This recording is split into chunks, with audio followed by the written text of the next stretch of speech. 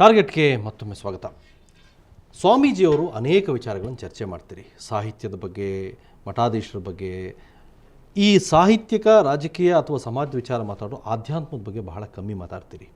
ತಾವು ಬ್ರಹ್ಮಚರ್ಯ ಪಾಲಿಸೋದೇ ಬಹಳ ಕಷ್ಟ ಅಂತ ಹೇಳಿದಿರಿ. ಅದರ ಜೊತೆಗೆ ತಮ್ಮ ಸಂಸ್ಥಾನದಲ್ಲೂ ಅನೇಕ ಸಮಸ್ಯೆಗಳು ಇಟ್ಕೊಂಡು ಉಳಿದವರಿಗೆ ಬುದ್ಧಿ ಹೇಳ್ತಾರೆ ಅನ್ನೋ ಮಾತುಗಳು ಕೂಡ ಇದೆ. ನನ್ನ ಸಮಕಾಲೀನ ಬದುಕು, ಘಟನಾವಳಿಗಳು, ಆ ಬಗ್ಗೆ ಪ್ರತಿಕ್ರಿಯಿಸ್ತಕ್ಕಂಥದ್ದು ಅದರ ಒಂದು ಭಾಗವಾಗಿ ಅದು ನನ್ನ ಕರ್ತವ್ಯ ಅಂತ ನಾನು ಅಂದ್ಕೊಂಡಿದ್ದೀನಿ. ಮೊದಲನೇದಾಗಿ. ಎರಡನೇದು, ವಸ್ತುನಿಷ್ಠವಾದಂತಹ ವಿಚಾರಗಳು ಬಂದಾಗ ಅದನ್ನು ಸ್ವೀಕರಿಸ್ತಕ್ಕಂಥ ಒಂದು ವಿಶಾಲವಾದ ಮನಸ್ಸು ಇರಬೇಕಾಗ್ತದೆ. ಹುಸಿ ಅಧ್ಯಾತ್ಮದ ಬಗ್ಗೆ ನನಗೆ ನಂಬಿಕೆ ಇಲ್ಲ. ಹುಸಿ ಮೌಲ್ಯಗಳ ಬಗ್ಗೆ ಖಂಡಿತ ನನಗೆ ನಂಬಿಕೆ ಇಲ್ಲ. ಅಧ್ಯಾತ್ಮ ಆತ್ಮ, ಆತ್ಮದ ಅಧಿಕರಣ, ಆತ್ಮದ ಹೆಚ್ಚುಗಾರಿಕೆಯೇ ಅಧ್ಯಾತ್ಮ ಅಂತ. ಅಧ್ಯಾತ್ಮ ತೀರ ಖಾಸಗಿಯಾದ ವಿಚಾರ, ಅದು ಮಾರಾಟದ ಸರಕಲ್ಲ. ಈಗ ಕೆಲವರು ಅಧ್ಯಾತ್ಮವನ್ನೂ ಮಾರಾಟದ ಸರಕು, ಯೋಗವನ್ನು ಹೇಗೆ ಮಾರಾಟದ ಸರಕಾಗಿ ಮಾಡಿಕೊಂಡಿದ್ದಾರೋ ಅಧ್ಯಾತ್ಮವನ್ನೂ ಮಾರಾಟದ ಸರಕಾಗಿ ಮಾಡಿಕೊಂಡಿದ್ದಾರೆ. ಧರ್ಮವನ್ನೂ ಮಾರಾಟದ ಸರಕಾಗಿ ಮಾರಾಟ ಮಾಡಿಕೊಂಡು ಹೋಲ್ಸೇಲ್ ಕಂಪನಿ ಮಾರಾಟದ ಅಂಗಡಿಗಳ ಹಾಗೆ ಕೆಲವರು ಆ ಕೆಲಸ ಮಾಡ್ತಿದ್ದಾರೆ. ಅದು ನನ್ನ ಕೆಲಸ ಅಲ್ಲ.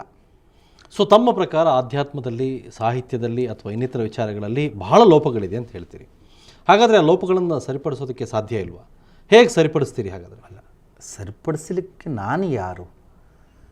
ಎಲ್ಲ ಕ್ಷೇತ್ರಗಳಲ್ಲೂ ಒಳ್ಳೆಯದು ಇರುತ್ತೆ, ಕೆಟ್ಟದ್ದು ಇರುತ್ತೆ. ಕೆಟ್ಟದ್ದು ಕಡಿಮೆ ಆಗಬೇಕು, ಒಳಿತು ಹೆಚ್ಚಾಗಬೇಕು. ಕೆಡುಕಿನಿಂದ ನಾವು ಒಳಿತಿನ ಕಡೆಗೆ ಬರಬೇಕು. ಕ್ರೌರ್ಯದಿಂದ ನಾವು ಕರುಣೆಯ ಕಡೆಗೆ ಬರಬೇಕು. ಕತ್ತಲಿನಿಂದ ನಾವು ಬೆಳಕಿಗೆ ಬರಬೇಕು. ಬೆಳಕಿನಿಂದ ನಾವು ಮತ್ತೆ ಕತ್ತಲಿಗೆ ಹೋಗೋದಲ್ಲ. ಕರುಣೆಯಿಂದ ಮತ್ತೆ ಕ್ರೌರ್ಯಕ್ಕೆ ಮರಳೋದಲ್ಲ. ಉದಾತ್ತತೆಯಿಂದ ಸಂಕುಚಿತತೆಗೆ ಹೋಗೋದಲ್ಲ. ಇಂಥ ವಿಚಾರಗಳು ನಮ್ಮಂಥವ್ರು ಇದ್ದಾಗಲೇ, ಈ ಥರ ಯೋಚನೆ ಮಾಡುವಂಥ ಮನಸ್ಸುಗಳಿದ್ದಾಗಲೇ ಚರ್ಚೆಗಳು, ಸಂವಾದಗಳು ಇದೆಲ್ಲ ನಡೀಲಿಕ್ಕೆ ಸಾಧ್ಯ. ಭೈರಪ್ಪನವರ ಸಂದರ್ಭದಲ್ಲಿಯೂ ಕೂಡ ಅದೇನೆ. ಭೈರಪ್ಪನವರು ಮನುಷ್ಯ ಸಮಾಜದ ವಿಕಸನ ಮೌಲ್ಯಗಳನ್ನೇ ನಿರಾಕರಿಸ್ತಾರೆ. ಅವ್ರ ಕೃತಿಗಳನ್ನು ನೀವು ನೋಡಿಕೊಂಡು ಬಂದರೆ, ವಂಶವೃಕ್ಷ ಅನ್ನುವಂಥ ಒಂದು ಕೃತಿ ಇದೆ. ಅಲ್ಲಿ ವಂಶವೃಕ್ಷದಲ್ಲಿ ವಿಧವೆ ಒಂದು ಮರು ಬದುಕನ್ನು ಕಟ್ಟಿಕೊಳ್ಳುವುದನ್ನೇ ನಿರಾಕರಿಸ್ತಾರೆ ಅವರು. ಒಬ್ಬ ವಿಧವೆ ಮರುಮದುವೆಯಾಗಿ ತಾನೊಬ್ಬ ಬಾಳುವಂಥ ಸಂದರ್ಭದ ಬಂದಾಗ ಆಕೆ ಕೊನೆಯವರೆಗೂ ಮಾನಸಿಕ ವ್ಯಕ್ತಿಯಾಗೇ ಉಳ್ಕೊಳ್ತಾಳೆ. ಅವಳಿಗೆ ಒಂದು ಸುಂದರ ಬದುಕು ಸಾಧ್ಯ ಆಗೋದಿಲ್ಲ ಅನ್ನೋದನ್ನು ಭೈರಪ್ಪನವರು ಧ್ವನಿಸ್ತಾರೆ ಅಂತಿಮವಾಗಿ. ಅದೇ ನೀವು ದಾಟು ತಗೊಳ್ಳಿ. ಒಂದು ಕೆಳವರ್ಗದ ಹೆಣ್ಣು ಮೇಲ್ಜಾತಿಯ ಗಂಡನ್ನು ಮದುವೆಯಾದರೆ ಸಾವಿನ ಶಿಕ್ಷೆ ಕೊಡ್ತಾರೆ ಲೇಖಕರು. ಅಂದರೆ ಅಸ್ಪೃಶ್ಯತೆಯ ಪರವಾಗಿ ಭೈರಪ್ಪನವರ ಮನಸ್ಸು ಅಲ್ಲಿ ಕೆಲಸ ಮಾಡಿದೆ ಅನ್ನೋದನ್ನು ನಾವು ನೋಡ್ತೇವೆ. ರೈಟ್. ಅದೆಲ್ಲವೂ ಕೂಡ ಅವರ ಅಭಿವ್ಯಕ್ತಿಯ ವಿಚಾರ. ಅದು ಅವರದನ್ನು ಓದೋದಕ್ಕೆ ದೊಡ್ಡ ಮಟ್ಟದ ವರ್ಗದ ಓದುಗರು ಕೂಡ ಇದ್ದಾರೆ. ಸೊ ಆದರೆ ಅವರ ವಿಚಾರಧಾರೆಗಳನ್ನು ಅಥವಾ ಅವರ ಅಭಿವ್ಯಕ್ತಿಯ ವಿಚಾರಗಳನ್ನು, ಅವರ ಸಾಹಿತ್ಯವನ್ನು ನೀವು ಇಷ್ಟಪಡದೇ ಇದ್ದರೆ ಓಕೆ. ಆದರೆ ಅದನ್ನು ಇಷ್ಟಪಡೋವರನ್ನು ಯಾಕೆ ವಿರೋಧಿಸ್ಬೇಕು ನೀವು? ಇಷ್ಟಪಡುವವರನ್ನು ವಿರೋಧಿಸುವುದು ಅನ್ನುವಂಥ ಸರಳ ಗ್ರಹಿಕೆಯಲ್ಲಿ ನಾವು ಇಂಥ ಚಿಂತನೆಗಳನ್ನು ಮಾಡೋ ಹಾಗಿಲ್ಲ. ಒಬ್ಬ ಜನಪ್ರಿಯ ಸಾಹಿತಿ ಅನ್ನುವಂಥದ್ದು ಇತರೆ ವಿಚಾರಗಳು. ಅಂದರೆ ಸಾಹಿತ್ಯದ ಪ್ರತಿಭೆಯನ್ನು ಹೊಗಳುವಂಥ ಜನ ಭೈರಪ್ಪನವರು ಪ್ರತಿಪಾದಿಸುವ ಜೀವನ ಮೌಲ್ಯಗಳ ಬಗ್ಗೆಯೂ ಕೂಡ ಯೋಚನೆ ಮಾಡಬೇಕಲ್ಲ.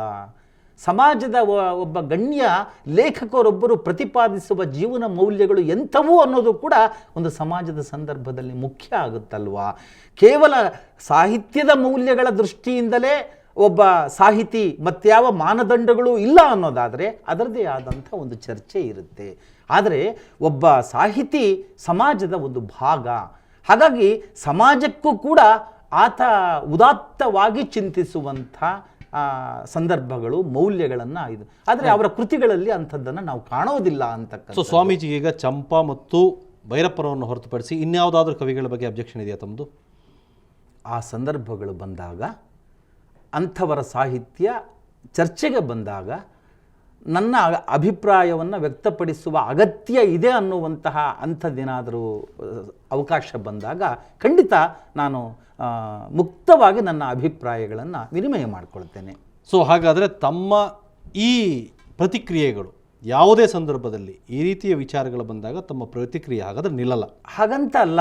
ಅಥವಾ ಆತ ಸಂದರ್ಭ ಸೃಷ್ಟಿಯಾದಾಗ ಅಂಥ ಸಂದರ್ಭ ಬಂದಾಗ ನನ್ನ ಅಭಿಪ್ರಾಯವೂ ಅಗತ್ಯ ಅಂತ ಯಾರಿಗಾದರೂ 4 ಜನಕ್ಕೆ ಅನ್ನಿಸಿದಾಗ ನಾನು ನನ್ನ ಅಭಿಪ್ರಾಯವನ್ನು ಪ್ರಾಮಾಣಿಕವಾಗಿ ನಾನು ಹೇಳ್ತೀನಿ ಅಂತ ಅಂದೆ ಅಷ್ಟೇ. ರೈಟ್. Thank you Swamiji. ಅನೇಕ ವಿಚಾರಗಳನ್ನು ನನ್ನ ಜೊತೆ ಹಂಚಿಕೊಂಡ್ರಿ. ಬೇಕಾದಷ್ಟು ವಿಚಾರಗಳಿದ್ದು ಮಾತಾಡೋದಕ್ಕೆ ಸಮಯದ ಅಭಾವದಿಂದ ಕೆಲವು ವಿಚಾರಗಳನ್ನಷ್ಟೇ ಹೇಳಿದ್ರಿ. ಒಟ್ಟಾರೆ ತಮ್ಮ ಹೇಳಿಕೆಗಳು, ತಮ್ಮ ನಿಲುವು ಅಥವಾ ತಾವು ನಂಬಿದ ವಿಚಾರಗಳಿಗೆ ತಾವು ಈಗಲೂ ಬದ್ಧರಾಗಿರ್ತೀರಿ, ಯಾವಾಗಲೂ ಬದಲಾಗೋ ಪ್ರಶ್ನೆ ಇಲ್ಲ ಹಾಗಾದರೆ? ಖಂಡಿತ. ನನ್ನ ಅಂತಃಸಾಕ್ಷಿಗೆ ವಿರುದ್ಧವಾಗಿ ನಾನು ಯಾವತ್ತೂ ನಡ್ಕೊಳ್ಳೋದಿಲ್ಲ. ಆದರೆ ಅದೇ ಸಂದರ್ಭದಲ್ಲಿ ನಾನು ಒಟ್ಟು ಮನುಷ್ಯ ಸಮಾಜವನ್ನು ನಾನು ಪ್ರೀತಿಸ್ತೀನಿ, ಈ ಜಗತ್ತನ್ನು ಪ್ರೀತಿಸ್ತೀನಿ, ಈ ಜೀವನವನ್ನು ನಾನು ಪ್ರೀತಿಸ್ತೀನಿ. ಹಾಗಾಗಿ ನನ್ನ ಮನಸ್ಸನ್ನು ನಾನು ಯಾವತ್ತೂ ಕೆಡಿಸ್ಕೊಳ್ಳೋದಿಲ್ಲ, ಅದನ್ನು ಆರೋಗ್ಯಕರವಾಗಿ ನಾನು ಇಟ್ಕೊಳ್ತೇನೆ. Thank you Swamiji. ನಮ್ಮ ಜೊತೆ ಇಷ್ಟೊತ್ತು ಮಾತಾಡೋದಕ್ಕೆ ಧನ್ಯವಾದ. ಇದಿಷ್ಟು ಸ್ವಾಮೀಜಿ ಜೊತೆಗಿನ ಮಾತುಕತೆ. ಮುಂದಿನ ವಾರ ಮತ್ತೊಬ್ಬ ಅತಿಥಿಯೊಂದಿಗೆ ಭೇಟಿಯಾಗ್ತೀನಿ. ಕ್ಷಣ ಸುದ್ದಿಗಾಗಿ ನೋಡ್ತಾ ಇರಿ ಸುವರ್ಣ ನ್ಯೂಸ್ 24/7.